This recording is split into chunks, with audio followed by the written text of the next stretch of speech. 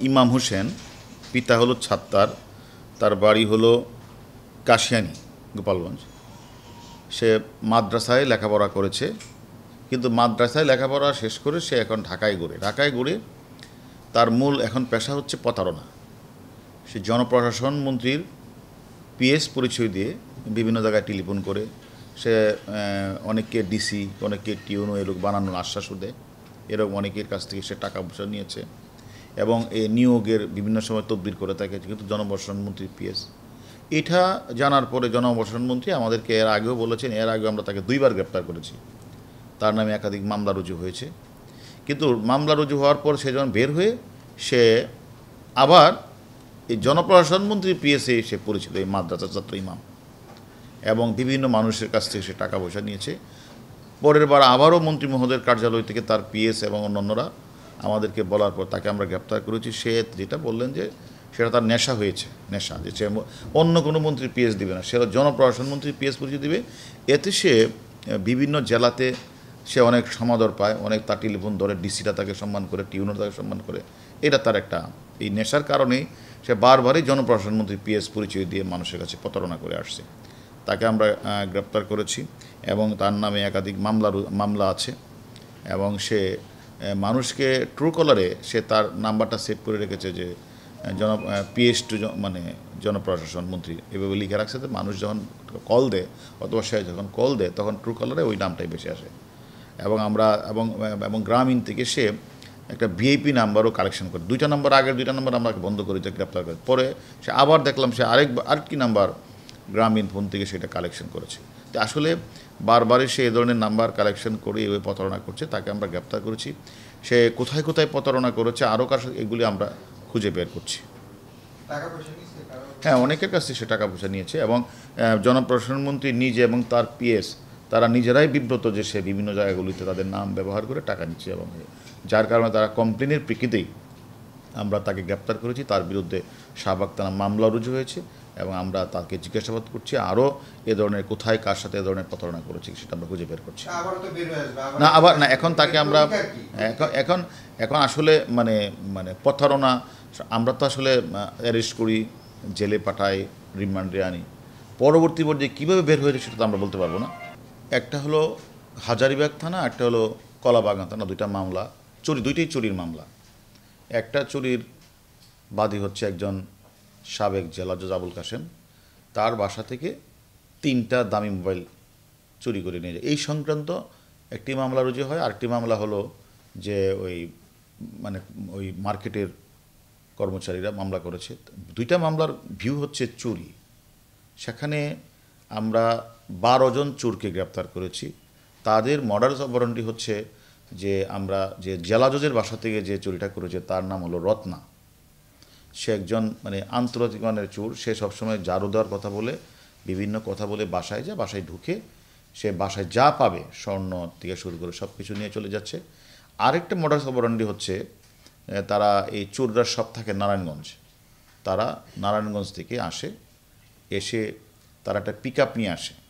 Pick up নিয়ে এসে বিভিন্ন মার্কেটে, শুধু ঢাকা শহর না, ঢাকা, মুন্সিগঞ্জ, নারায়ণগঞ্জ, মানিকগঞ্জ, ঢাকা বা আশেপাশে জেলাগুলি তারা যায় এবং এই ওই মার্কেটে গিয়ে তারা গ্রিল কাটার সব কিছু নিয়ে যায়। গ্রিল কেটে দোকানে ঢুকে যা পায়, যতক্ষণ পর্যন্ত পিক আপটা না ভরে ততক্ষণ মতো চুরি করে, সারা রাত চুরি করে নিয়ে তাদের একটা গোডাউন আছে হলো নারায়ণগঞ্জে। এই গোডাউনে মালগুলি রাখে, সেখান থেকে পরের দিন যার যে দরকার, যদি কারো মোবাইল দরকার তার মোবাইলটা বিক্রি নিয়ে চুরি করলে মোবাইল নিয়ে যায়। অর্থাৎ তারা যা চুরি করে ওই রকম তাদের ক্রেতা আছে ওইখানে, তারা এটা বিক্রি করে নিটুল টাটা থেকে যে পিক আপটা তারা কিনে 18 লাখ টাকা দিয়ে, তারা 1,30,000 টাকা এটা ডাউন পেমেন্ট করেছে। তখন ওই চুরির টাকা থেকে একটা পার্ট তারা কিস্তি দেয় নিটুল টাটাকে দিয়ে, ওই গাড়ির মালিক সে হলো একটা সর্দার, আর বাকি টাকাটা সে একটা ভাগ নেয় আর বাকিগুলি সে অন্যান্য চোরদের মধ্যে ভাগ করে দেয়। এইভাবে রেগুলার এই কাজটা করে, যার কারণে আপনারা দেখতে পাবেন ঢাকা শহরের বিভিন্ন জায়গায় গ্রিল কাটার চুরি প্রবণতা একটু বেড়েছিল এবং তারা স্বীকার করেছেন যে তারা বিভিন্ন জায়গাগুলিতে তারা এই কাজগুলি করেন, সারা রাত চুরি করেন আর সকালবেলা ঘুমিয়ে রাতের বিকালবেলা অলরেডি বন্টন করে এগুলি বিভিন্ন জায়গায় তারা টাকাগুলি ভাগ করে নিয়ে যান। এভাবে আমরা এই চক্রের প্রায় 4 জন সহ আমরা 12 জনকে গ্রেপ্তার করেছি। এছাড়া যে মোবাইল চুরি, যে আমাদের আবুল কাশেম জেলা ও দায়রা জজ প্রাক্তন, ওনার বাসা থেকে যে মোবাইলগুলি চুরি হয়েছিল সেই মোবাইলগুলি আমরা উদ্ধার করেছি এবং এই মোবাইল উদ্ধার করতে গিয়ে আমরা আরও 19টা মোবাইল পেয়েছি। সেটাও আমরা যারা অনেকে আমাদের কাছে অভিযোগ করছে, অথবা অভিযোগ না করলে তারা যদি বিভিন্ন থানা অভিযোগ করে সেগুলো আমরা মিলিয়ে দেখব এরকম অন্য কারো। এবং তাদের নামে কিন্তু একাধিক মামলা আছে, যে 12 জন চোর, এবং বিশেষ করে যে ওই সিলেটি রত্না, মানে যে মূল চোর, বাসাবাড়ি থেকে যে কাজের কথা বলে ঢুকে চুরি করে, তার নাম হলো সিলেটি রত্না। তাকে ধরার পরে বাকি 19টি মোবাইল এবং 8 জন চোরকে ধরা হয়েছে। টোটাল আমরা চোর ধরা হয়েছে 12 জন, এবং তাদের একজনের মডাস অপারেন্ডি হচ্ছে বাসা থেকে মোবাইল চুরি করা বা স্বর্ণ চুরি করা, আরেকটা মডাস অপারেন্ডি হচ্ছে তারা পিক আপ নিয়ে রাতের বেলা গ্রিল কেটে তারা চুরি করা। এইভাবে তারা চুরি করিয়ে আসছে এবং তারা স্বীকার করেছে। তাদের নামে বিভিন্ন একাধিক মামলা রয়েছে, তাদেরকে আমরা রিমান্ডে এনে তারা আরও কোথায় চুরি করেছে, তাদের চোরাই মালগুলি কারা কিনে, আপনারা জানেন যারা চোরাই মাল কিনবে তারাও চুরির অপরাধে তাদের নামও মামলা রুজু করা হবে। এবং আমরা তাদের কাছে জানতে চাইব তারা কোথায় কোথায় মালগুলি বিক্রি করে, এবং আমরা মনে করি সবগুলি জায়গা থেকে এবং কোথায় কোথায় তারা মোবাইল বিক্রি করেছে সবগুলি আমরা খুঁজে বের করব। শেষ, ধন্যবাদ।